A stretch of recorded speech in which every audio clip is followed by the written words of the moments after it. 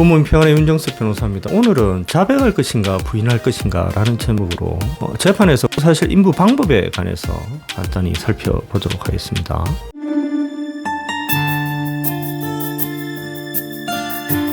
기소가 되면 공소장이 집으로 날라오지 않습니까? 그래서 공소장을 펼쳐보면 제명이 나와 있고 적용 법조가 나와 있고 공사실이 나와 있습니다. 공사실에는 구체적으로 피고인이 어떠한 행위를 해서 위법을 저질렀으니까 처벌을 받아야 된다, 이런 식으로 기재가 되어 있는 거거든요. 공사실을 쭉 읽다 보면 공사실이 대해서 자백을 해야 될지 부인해야 될지 고민을 하게 되지 않습니까? 이러한 경우 어떻게 해야 될지에 대해서 오늘 간단히 설명드리도록 하겠습니다. 우선 여러분이 공사실 인부시 알아두셔야 된다고 제가 생각하는 두 가지에 대해서 설명드리겠습니다. 첫 번째는 우리나라 사법 시스템이 그렇게 만만하지가 않다라는, 제 순전히 주관적인 견해로는 실체적 진실의 90%는 재판 과정에서 밝혀진다라는 겁니다. 이 말은 뒤집어서 이야기하면 실체적 진실이 아닌 공사실 인부를 하면 90%는 망한다라는 겁니다. 이 말은 다시 말씀드리면 자신의 운명을 90%에 걸 것인가 아니면 10%에 걸 것인가를 고민을 해야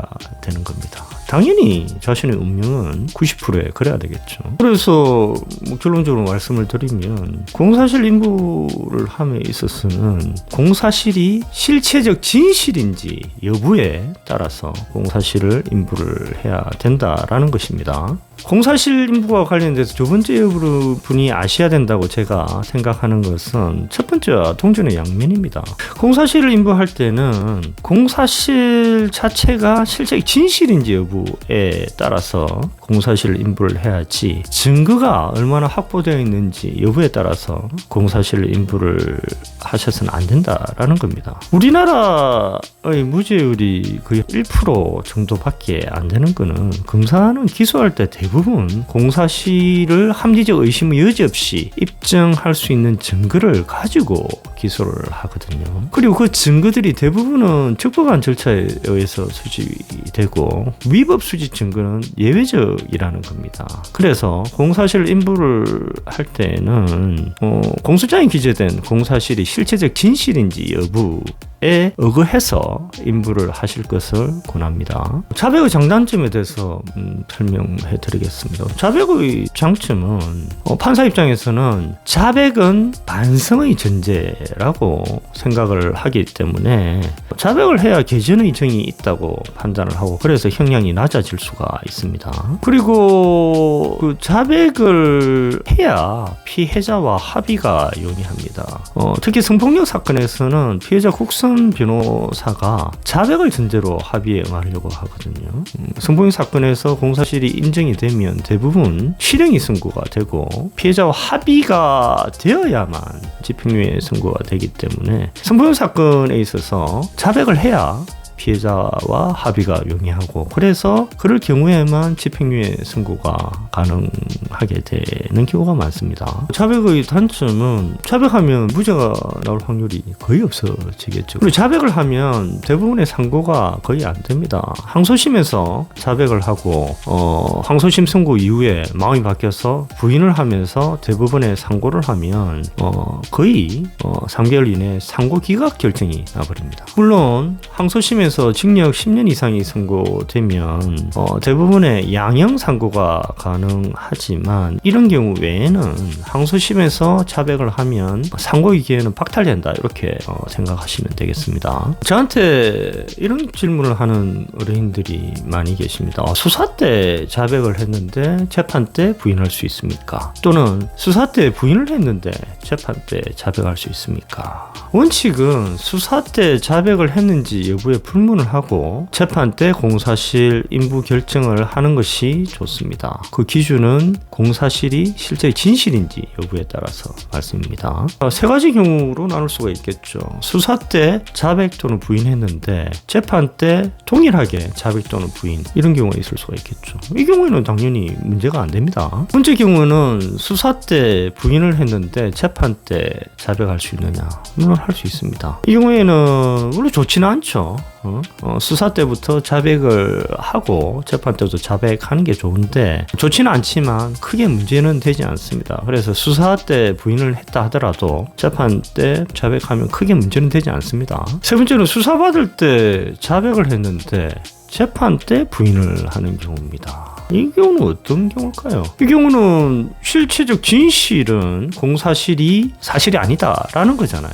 그러면 수사 때는 왜 자백을 했을까요? 수사 때 자백을 하고 재판 때 부인을 하려면 수사 때 왜 자백을 했는지에 관한 설명이 필요합니다. 예를 들어서 변호인이 자백해야만 구속되지 않는다, 또는 자백해야만 선형부 송치를 받을 수 있다, 이렇게 설득을 해서 그 설득에 굴복해서 자백을 했다. 경찰 또는 검사가 증거 충분하다, 자백해야 선처받을 수 있다라고 회유를 해서 자백을 했다. 또는 경찰 또는 검사가 자백하지 않으면 수사를 확대하겠다라고 위협해서 할 수 없이 자백을 했다. 이렇게 수사 받을 때 자백을 한 이유에 대해서 설명을 할 필요가 있습니다. 그럼 재판 받을 때 증거에 대해서는 인부를 어떻게 해야 될 것인가? 그게 경찰, 검사, 피해자 신문조서 같은 경우는 내용 부인을 하면 되겠죠. 내용 부인을 해버리면 경찰 또는 검사 작성의 피해자 신문조서는 법정에 제출이 안 되게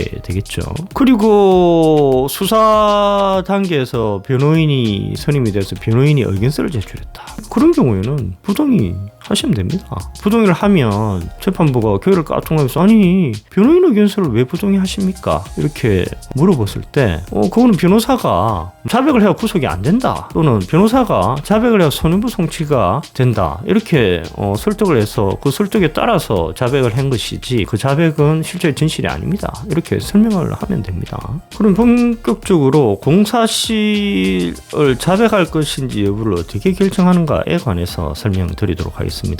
이는 두 단계로 나뉩니다. 첫 번째는 공사실을 분석을 해서 공사실에 기재된 사실이 실제 진실인지 여부에 대해서 검토하고, 그 다음으로는 증거를 보는 단계가 있습니다.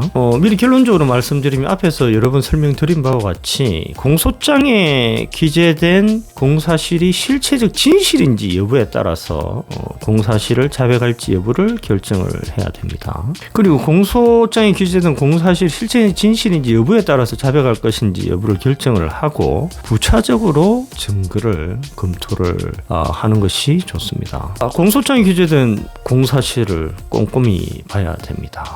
공소장에 기재된 공사실은 두 가지 측면에서 볼 수 있습니다. 첫 번째는 사실적 측면, 두 번째는 법리적 측면. 첫 번째 사실적 측면입니다. 공소장에 기재된 공사실이 핵심적인 부분에서 실체적 진실이라고 하면 자백을 하고, 핵심적인 부분에서 실제 진실이 아니라면 부인을 하시면 됩니다. 다시 말하면 공소사실 중 핵심적인 부분이 실제 진실이라고 그러면 자백을 하시는 게 좋습니다. 왜냐하면 자백해야 될 사건을 부인을 하면 합의의 기회를 놓치고 판사는 이 사람 기준이 중이 없네 이렇게 판단해서 형이 높아질 우려가 있기 때문입니다. 예를 들어서 강간 사건에서 폭행 협박을 이용해서 간음했다고 그러면 세세한 폭행 협박이 사실이 아니다 하더라도 자백을 하셔야 되고요. 중간건 사건에서 성관계 할 때 피해자가 술에 취해서 심신 상실의 상태에 있었다고 한다면 자백을 하시는 것이 좋습니다. 폭행 사건에서 세세한 부분이 사실이 아닐 수가 있어요. 예를 들면 사실은 5대를 때렸는데 6대 때린 것으로 기재가 되어 있다. 이렇게 세세한 부분이 사실이 아니다 하더라도 크게 때린 것이 사실이라고 한다면 자백하시는 게 좋습니다. 근데 예를 들어서 사실은 살짝 밀었는데 공사실에는 수회 주먹으로 피해자의 얼굴을 때리고 발로 피해자의 가슴 부위를 수에 찼다 이런 식으로 기재되어 있으면 부인을 해야 되겠죠. 즉 핵심적인 부분이 실제 진실이라고 하는 경우에는 자백하시는 게 좋다라는 겁니다. 그리고 차용금 사기 사건에서 세세한 부분에서 속이는 말이 사실이 아니다 하더라도 핵심적인 부분, 예를 들면 당시 돈 5천만 원을 빌리더라도 1년 내에 5천만 원을 갚을 능력이 없었다. 그러면 자백하시는 게 좋습니다. 투자 사기 사건에서 피해자에게 투자금 1억 원을 건물진 데 사용한다고 해놓고 사실은 피고인 스스로의 빚 갚는 데 사용을 했다. 그런 경우는 자백을 할 수밖에 없겠죠. 공무집행 방해 사건에서 세세한 폭행이 사실이 아니라 하더라도 그게 주먹으로 경찰관의 몸통을 때린 것이 사실이다. 그럼 자백하시는 게 좋습니다. 그리고 공사실 중 핵심적인 부분이 사실이 아니라면 부인을 하시는 게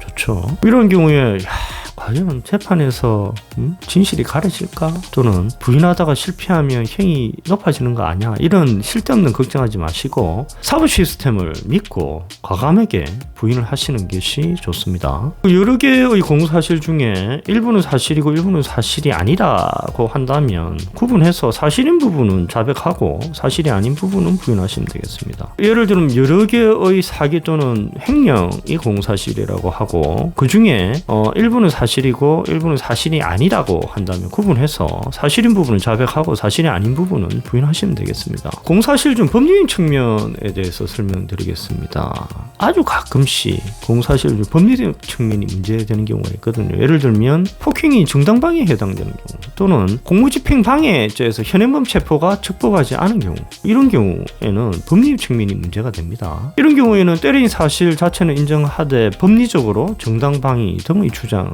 할 수가 있겠죠. 공소장이 기재된 공소사실 검토가 이런 끝나고 나서는 검사가 제출한 증거 기록을 검토할 필요가 있습니다. 검사 증거 기록 검토와 관련돼서는 예를 들어서 공소장에 기재된 공사실의 핵심적인 부분이 실제 진실이다. 그러면 이런 자백을 해야 되지 않습니까? 그런데 검사 증거 기록이 문제가 되는 거는 검사 증거 기록에 있는 주요한 대부분의 증거가 위법 수입 증거로서 적법한 증거만으로는 공사실이 합리적 의심의 여지 없이 입증되지 않는 경우가 문제가 되겠죠. 이런 경우가 어떤 경우가 있을까요? 이런 경우는 고소 사건의 경우는 드뭅니다. 가끔씩 인지 사건에서 주요 증거가 위법 수집 증거인 경우가 문제가 되는 것입니다. 그 사건 한번 볼까요? 예를 들어서 강간 사건에서 증거 어떤 게 있을 수가 있겠습니까? 피해자의 진술, 피해자와의 카톡, 전화통화 내용 이런 것이 있을 수가 있겠죠. 근데 이 증거들은 대부분 피해자가 제출한 적법한 증거인 경우가 많거든요. 중간간 사건에서는 어떠한 증거가 있을 수 있겠습니까? 피해자의 진술, CCTV, 피해자와의 카톡, 전화통화 내용 이런 것들이 있겠죠. 역시 대부분 피해자가 제출하는 적법한 증거인 경우가 많습니다. 폭행 사건에서의 피해자 진술, CCTV, 사기 사건에서 피해자 진술, 계좌 이체 내역, 계약서 이런 것들도 대부분 피해자가 제출하는 적법한 증거겠죠. 다시 말하면 고소사건의 경우 주요 증거가 고소인이 제출하는 증거가 대부분이고 대부분 적법하게 수집된 증거입니다. 그래서 그 사건의 경우 위법 수집 증거 이슈가 공사실 인부를 결정하는 경우가 많이 없습니다. 인지사건은 어떨까요? 예를 한번 들어볼까요? 뇌물사건입니다. 뇌물사건은 경찰이나 검사가 인지하는 경우가 많거든요. 근데 뇌물 공유자가 법정에서 뇌물 준 사실을 이제 부인을 합니다. 근데 객관적 증거로 뇌물 준 사람의 수첩, 회계장부 이런 게 압수가 됐는데 이 뇌물 준 사람의 수첩, 회계장부가 위법 수입 증거다. 그러면 어떻게 되겠습니까? 뇌물을 준 사람의 경찰, 검사, 피해자 신문조서는 피고인이 내용 부인하면 증거로 사용될 수가 없거든요. 그리고 뇌물을 준 사람의 수첩, 회계장부도 이것이 위법하게 수입된 증거라고 한다면 역시 증거가 되지 못하거든요. 그럴 경우에 뇌물을 주고 뇌물을 받았다에 대한 증거가 아예 없어요. 그리고 음란물 유포 방조 사건 한번 볼까요? 이 경우에는 어떻게 수사를 하냐면 경찰이 음란물 사이트 서버에 대한 압수수색을 통해서 예를 들면 10만 건 음란물의 동영상을 확보를 하고 범죄 일람표를 작성을 하게 되지 않습니까? 그런데 음란물 사이트 서버에 대한 압수 절차가 압수영장의 범위를 벗어나 위협한 경우 이런 경우에는 10만 건 동영상 그리고 10만 건에 대한 범죄 일람표가 다 날아가 버리는 거죠. 증거가 한 개도 없게 돼버리는 겁니다. 이렇게 공사실을 입증하는 주요 증거들이 위법 수집 증거로서 증거 능력이 없어져 버릴 때 이럴 경우에는 변호사하고 긴밀히 협조를 해서 공사실을 부인할 여지가 생기게 되는 겁니다. 오늘 이 정도로 하겠습니다. 감사합니다.